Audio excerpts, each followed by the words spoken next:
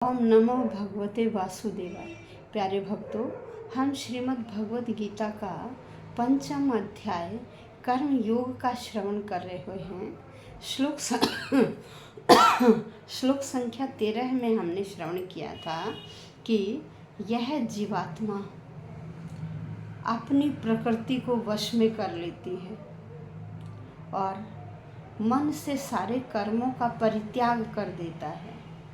फिर 9 द्वार वाले नगर में रहते हुए बिना कुछ किए कराए सुखों का अनुभव करती है। कौन? यह जीवात्मा। तो आज हम श्लोक संख्या 14 का श्रवण करेंगे, जिसमें श्री कृष्ण भगवान बताते हैं कि यह जो शरीर रूपी नगर का स्वामी कौन है? जीवात्मा है। भाई, हमारे शरीर का स्वामी कौन है? जीवात्मा है। जीवात्मा न तो कर्म का सृजन करता है, न किसी को कर्म करने के लिए प्रेरित करता है और न ही कर्म फल की रचना करता है। यह सब क्या है? प्रकृति के अधीन है। यह सब प्रकृति के गुणों के द्वारा ही किया जाता है। तो आइए श्लोक संख्या 14। न कर्तृत्वं न कर्माणि लोकस्य सृजति प्रभुः न कर्म फल संयोगम स्वभावस्तु प्रवर्तते। आइए शब्दशः अनुवाद। न नहीं कर्तृत्वं कर्तापन को, न नहीं कर्माणि कर्मों को, लोकस्य लोगों के, सृजति उत्पन्न करता है। भाई, न तो ये करता है और न ही ये लोगों के लिए कामों को उत्पन्न करता है। प्रभु शरीर रूपी ये नगर का स्वामी है। कौन?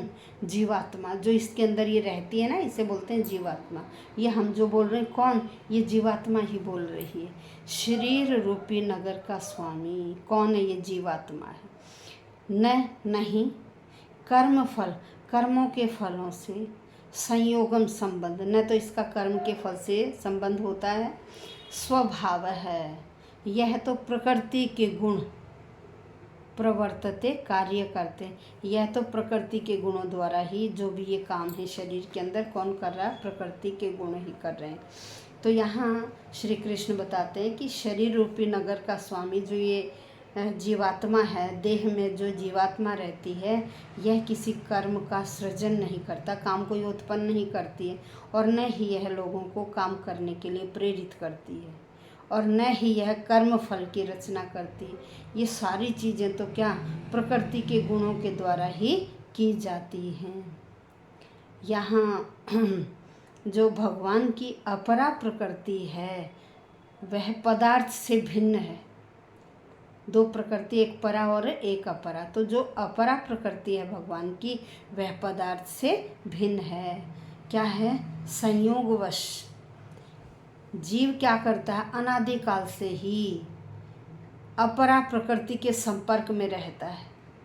जीव अनादिकाल से ही अपरा प्रकृति के संपर्क में रहता है। यह क्या करता है? इस नाशवान शरीर को रहने के लिए प्राप्त करता है। कौन? जीवात्मा रहने के लिए इस नाशवान शरीर को प्राप्त करती है। अनेक कर्मों और उनके फलों का जो कारण है, अनेक कर्म और फलों का जो कारण है, कौन? यह शरीर। ऐसे बंधे हुए वातावरण में रहते हुए मनुष्य अपने आप को क्या समझता है कि मैं काम को करने वाला हूँ, मैं काम को करने वाला हूँ, ये शरीर मेरा है, मैं ही कर्म फलों का भोग कर रहा हूँ। यह सब किसके कारण? अज्ञान के कारण। मतलब हम अज्ञान के कारण ही यह सारी चीज़ें भोगते हैं और शारीरिक सुख दुख का कारण बनते। जैसे ही शरीर को, जैसे ही इस जीव को पता लग जाता है कि यह शरीर अलग है, जब वह शरीर के कार्यों से अलग हो जाता है जीव, तब वह कर्म बंधन से भी मुक्त हो जाता है और इस शरीर रूपी नगर में रहता है। तब तक ही वह उसका स्वामी है।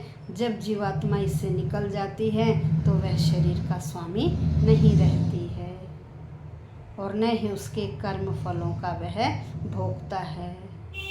तो यह तो व्यक्ति इस भव सागर के बीच जीवन संघर्ष में लगा रहता है। जैसे सागर की लहरें उछलती हैं, उन पर सागर का वश नहीं चलता, उसी तरह से क्या है कि जब कृष्ण भावना भावित व्यक्ति हो जाता है तो वह उस समुद्र से बाहर आ जाता है, उस शरीर से बाहर आ जाता है और कार्य करता हुआ मोह माया से रहित रहता है। यह श्लोक संख्या 14 में बताया। अब कल हम श्लोक संख्या 15 का श्रवण करेंगे। धन्यवाद भक्तों।